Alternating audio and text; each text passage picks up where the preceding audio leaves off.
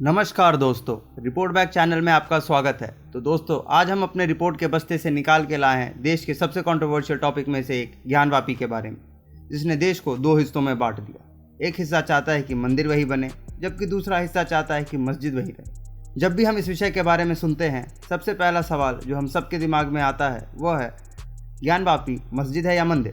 तो अंधे बन के लड़ने से पहले आइए जानते हैं ज्ञानवापी के इतिहास की सच्चाई क्या है।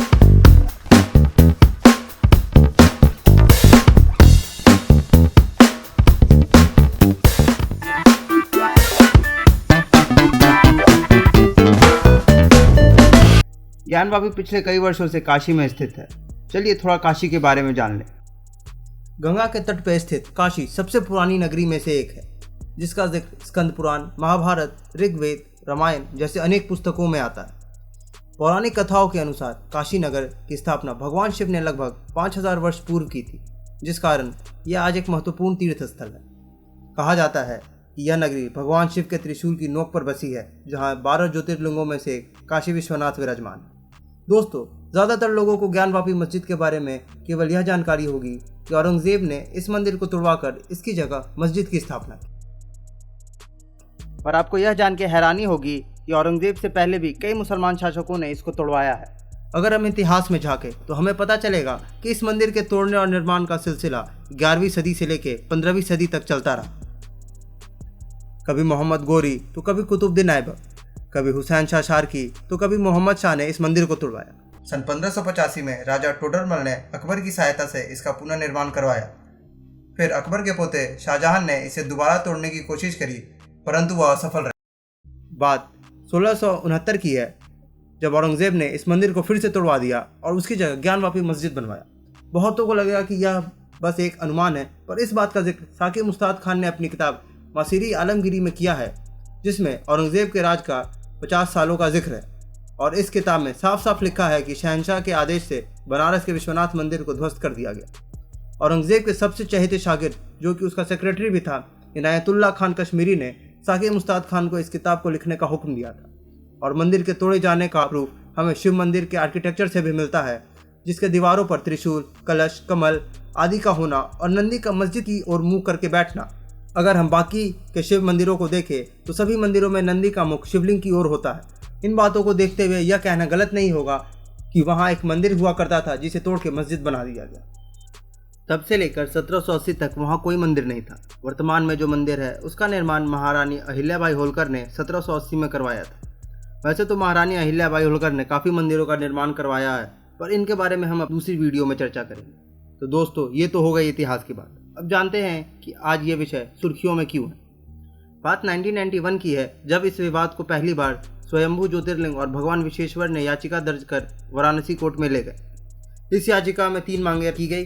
पहली मांग कि ज्ञानवापी कॉम्प्लेक्स का पूरा हिस्सा काशी मंदिर का होना चाहिए। दूसरी कि उधर कोई भी मुसलमान का आगमन नहीं होना चाहिए। और तीसरी कि मस्जिद को तोड़वा के मंदिर का फिर से निर्माण किया जाए।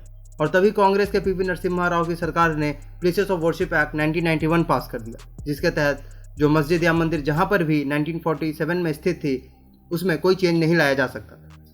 फिर 1998 में अंजुमन इंतजामिया कमेटी ने इलाहाबाद हाई कोर्ट में केस दर्ज किया कि मंदिर मस्जिद ज़मीन विवाद एक सिविल कोर्ट के अंडर नहीं आता है, जिसके कारण यह केस 22 सालों के लिए स्टे पर चला गया। 20 साल बाद यह मामला फिर से तुल पकड़ने लग गया, जब 2019 में रस्तोगी नामक एक व्यक्ति ने स्वयंभू ज्योतिर्लिंग और भगवान विश्वेश्वर इनके नाम पर फिर से एक याचिका दायर करवाई। रस्तोगी ने खुद को स्वयंभू ज्योतिर्लिंग और भगवान का नेक्स्ट फ्रेंड बताया और इस याचिका में इन्होंने यह डिमांड रखी कि पूरे डिस्प्यूटेड एरिया का आर्कियोलॉजिकल सर्वे करवाया जाए।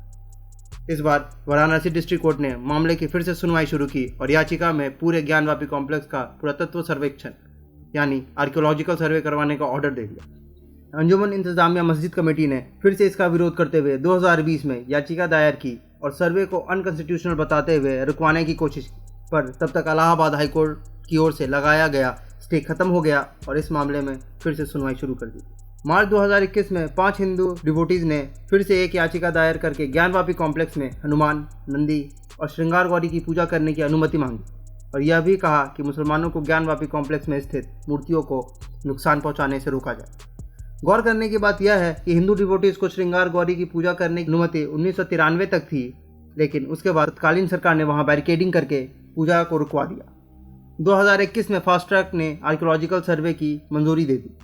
अप्रैल 2022 में याचिका पर सुनवाई करते हुए, जो कि अगस्त 2021 में दायर की गई थी, उस पर वाराणसी कोर्ट ने एक एडवोकेट का कमिश्नर अपॉइंट किया, जिसकी देखरेख में वीडियोग्राफिक सर्वे की भी मंजूरी दे दी गई।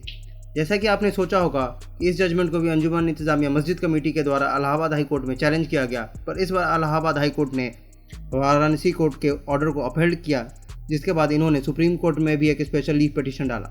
6 मई को जब एक तरफ ज्ञानवापी कॉम्प्लेक्स का वीडियोग्राफिक सर्वे हो रहा था, दूसरी ओर 7 मई को अंजुमन इंतजामिया मस्जिद कमेटी ने एक और याचिका फाइल करी, जिसमें उन्होंने appointed advocate commissioner Ajay Mishra को बायस्ड बताया, पर कोर्ट ने अजय मिश्रा को पोस्ट से हटाने से मना कर दिया और एक सीनियर एडवोकेट विशाल सिंह को सर्वे टीम को सुपरवाइज करने के लिए अपॉइंट किया। 19 मई 2022 तक सर्वे कंप्लीट करके जो भी फाइंडिंग्स मिली वो कोर्ट को एक रिपोर्ट बनाकर सबमिट कर दी गई। 12 सितंबर के वर्डिक्ट में वाराणसी हाई कोर्ट ने अंजुमन इंतजामिया मस्जिद कमेटी की याचिका, जो हिंदू डिवोटीज को ज्ञानवापी कॉम्प्लेक्स में हिंदू डाइटीज की पूजा करने से रोकने के लिए थी, उसे खारिज कर दिया। अब नेक्स्ट हियरिंग 22 सितंबर को है। अब आगे देखते हैं कोर्ट का क्या फैसला रहता है। यह इंडिया है, यहाँ कोर्ट कचहरी तो चलता रहेगा, मगर आप मौजूदा सबूतों को न्यूट्रल होकर देखें तो बड़े आराम से कह सकते हैं ज्ञानवापी, ज्ञान का कुआं एक मंदिर है या मस्जिद। पर इसका ये मतलब नहीं कि मुस्लिम शासकों ने जो किया उसका इल्ज़ाम हम अपने मुस्लिम भाइयों पर डाल के उनसे बदले की भावना रखें। हमारे हिसाब से दोनों पक्षों को मिल बांट के किसी निष्कर्ष पर आना होगा, नहीं तो हमारे पॉलिटिशियन को एक और अच्छा बहाना मिल जाएगा देश की हित और डेवलपमेंट छोड़ के इसी डिसिसिव पॉलिटिक्स में लगे रहने का।